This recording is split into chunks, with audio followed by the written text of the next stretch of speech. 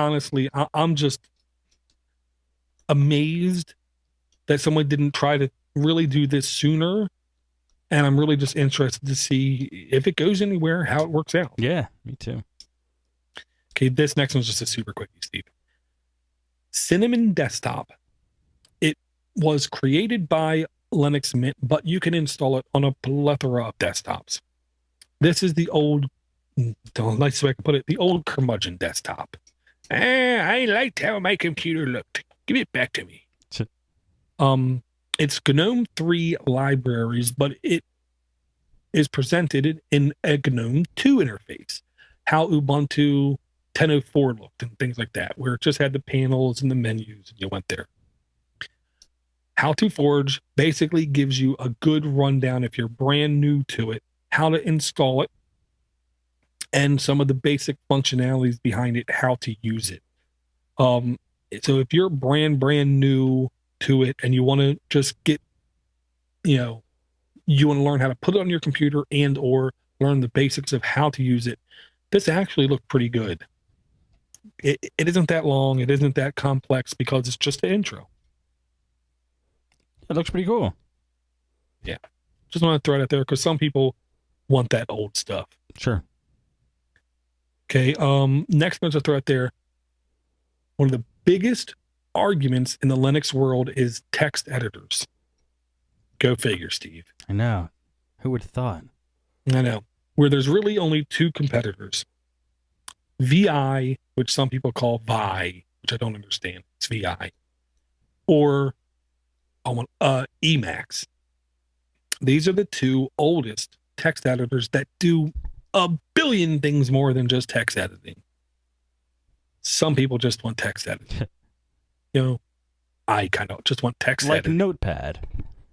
Yeah. Now, I do use on Windows Notepad++, I will admit. And it's only because if I do my code pretty, if I type stuff up pretty, I can semi-automate mass changes. Because you can record keys and play them back kind of thing. Okay. When all you want to do is just get text editing done and that's it, this one application called Word Grinder is available for Linux. It runs in a terminal kind of like Nano, VI, Emacs, a billion other ones. But all this does is text edit. If you scroll down just a touch, there's two screenshots. One is of preferences and one is of the editor itself. There's not a lot to know, except you type in commands or you type in text. And then if you want to get to the menu, you hit escape. That'll bring you to like your file, edit, view type menu.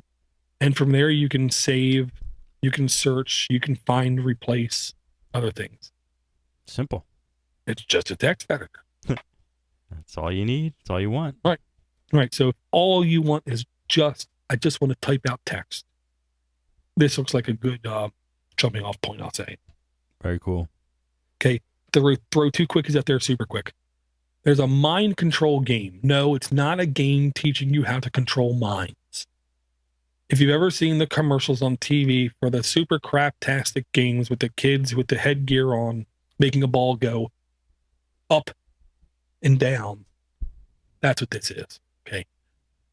You can buy a headset from a company named Neurosky. Neurosky.com. Okay. You can buy the headgear for $99, plug it into a computer. And then there's this company coming out with a game that basically uses where you have mind control over it. Wow. Ignore that girl at the top with the big eye things on. That's not what they look like, right? I hope not. No. I put a link in there. It just looks like a couple pieces of plastic with touching your head kind of thing. So if you want to not use a controller and you don't want to look like a goober with Microsoft Connect waving and jumping and kind of thing, and you want to sit completely still and still play games, you're going to be able to do it on Linux. Weird. Yeah. And the company has made a demo available for the Linux platform. So it is real. It's not vapor. I don't know. I guess check it out if you want to. See how effective it is. Who knows if that's going to work? Well, unless they literally drill through your bone and put something in there, it ain't going to be that accurate. You wouldn't think. Right. And the last thing, this, like months ago, Steve, I mentioned the hoverboard and how I would like one to be real kind of thing. I was like dreaming or something. And our buddy over at Android Buffet, he's a Back to the Future fan. I'm not going to say fanatic. He's a fan. He really likes Back to the Future. Well, Mattel is finally making the Back to the Future hoverboard. Wow. That's amazing. I know. Here's the downside. Doesn't actually hover. Oh, what? I know. I read it. I got all amped, and then I started reading it. I was like, "Oh!" They just are putting out a replica of what Marty McFly had, and they're selling it. So it looks exactly like it, but it doesn't do anything. It doesn't do anything. It just sits on the ground. Yeah. It glides over most surfaces. Does not work on water. Yeah. Super lame. I know. Well, it's coming soon. 1 day, 13 hours, 43 minutes, and 35 seconds. Who cares?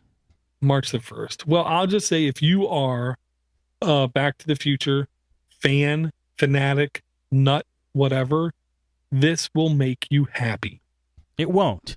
You don't wait for 2012 to release a hoverboard that doesn't hover.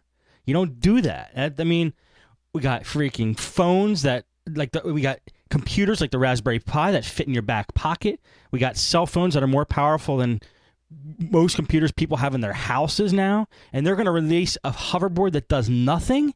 Shame on Mattel. They should go out of business right now. That's what I say about them. I'll say they should have released it when the movie came out. Right. You know what I mean? You know how much money they could have made? Yeah. Boneheads. All right, emails? I love emails. Okay. All right, this is from Ray.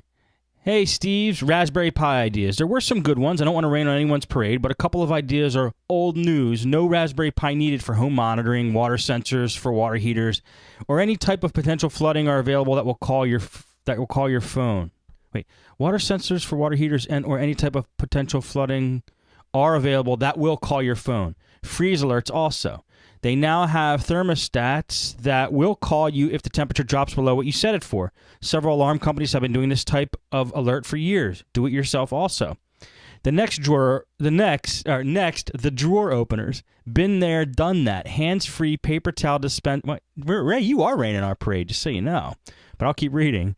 Next, the drawer openers. Been there, done that. Hands-free paper towel dispensers. Simple motion detectors with simple motors. Sterile work areas have drawers and doors, etc., that have the same simple motors and motion switches as the towel dispenser that will open and close them. Warding of animals is done with a motion sensor attached to a garden hose with a mist sprayer or sprayers on the end of the hose, available at garden centers. For cold climates, compressed air can be used. No harm to animals or people. The trash can idea could also easily be done with a Roomba. Perhaps you have seen these robot vacuum cleaners for your home. Strap a trash can to the thing with some small modifications and off to the curb and back it goes. No Pi needed. So many of the Podnutz listeners are obviously intelligent, creative, and with the adaptive abilities to just make things work. I think we can do better. Don't end the contest just yet. Why not give it a bit more time? The Pi's the limit. Thanks, Ray. So it turned into a compliment at the end. He's saying, bring it, guys. You are smarter than that. I know. And he says, I love Linux at the end. Yeah. I'll just say, I love the idea of, getting a Raspberry Pi, going to your wall, taking out the wheel and going, and then having it stop on something. And then you doing it. Yeah. Versus, let me go out and buy a Roomba for X amount of dollars and then make it do it. Yeah. You know what I mean? No, yeah, I think what Ray is missing is, and that's half the fun, is even though these things may have been done before, it's getting your Raspberry Pi to do them and having it done cheaply and knowing that you did it. So, yeah, of course. I mean, probably everything we could think of has probably been done somewhere. Something can do it. Yeah, and, he is right. All these things have been done before with other hardware. I think part of the fun will be figuring it out. I mean, that's just my perspective. Yeah. But he's right. Like I just said. Yeah, I know. What? All right. Dan says, hey, Steve, thanks for reading my email on Android App Addicts a few weeks ago. I enjoyed Door's reaction to me saying he is afraid of his wife, but I was definitely hoping for a larger install rush for my Significant Other Pleaser app after it being on the show. Well, I'm sorry we don't have millions of people listening to the show, Dan. I wish we did. But let me read the rest of your email. Anyway, what this is all about is the last Linux for the rest of us. Door was giving free subscriptions to the Linux series for everyone who submitted a Raspberry Pi idea. I was amazed. I want to support you guys. I don't want a subscription to the Linux videos, though. I want a Podnutz hat. But how can I get one? I'm sure you make more money from straight donations, and I'm sorry, but I don't want to give excuses to why I'm not just donating. I've looked around on podnutz.com, but I can't find anything. I know you have talked about it before, and I remember Door talking about how great the hat was. So how do I get a Podnutz hat to wear around in the computer science department of the University of Tennessee at Chattanooga? To buy a hat, you go to podnutz.com/clothing. That's where it is right now. I know there's no ads up for it. That's just me not maintaining the site. Podnutz.com/clothing. You can buy a hat. And he did, actually. So thank you, Dan, for that. And he says, I'm not trying to retro win a subscription to the Linux videos, but I would use a Raspberry Pi just to geek out, not to do anything important or necessary. Just put free DOS on it for a while and play some games, then reformat it and have it be a Samba server, then reformat it and have it be a Linux webcam server to see who keeps letting their dog crap in my yard or who keeps filling their trash cans so full it blows their trash in my yard. Then reformat it to be a printer server so I can use the last ink cartridge I have for my old PhotoSmart. That's it. Nothing specific, just a bunch of playing around with Linux. Maybe make it dedicated for RSS feeds and just watch Linux for the rest of us and Android App Addicts. Dan. Thanks, Dan. That was cool. Yeah, that is cool. See, I think he gets it. Yeah. To hack on. Hack. Yes, exactly. Yeah, and just super quick, I think I figured out what my first Raspberry Pi's long-term use will be. As a media front end to a computer, really quick, if you know Myth TV, there's the front end, back end philosophy. The back end does all the data gathering, the data storing, and has the muscle to do streaming out, to do like on the fly conversions and stuff kind of thing.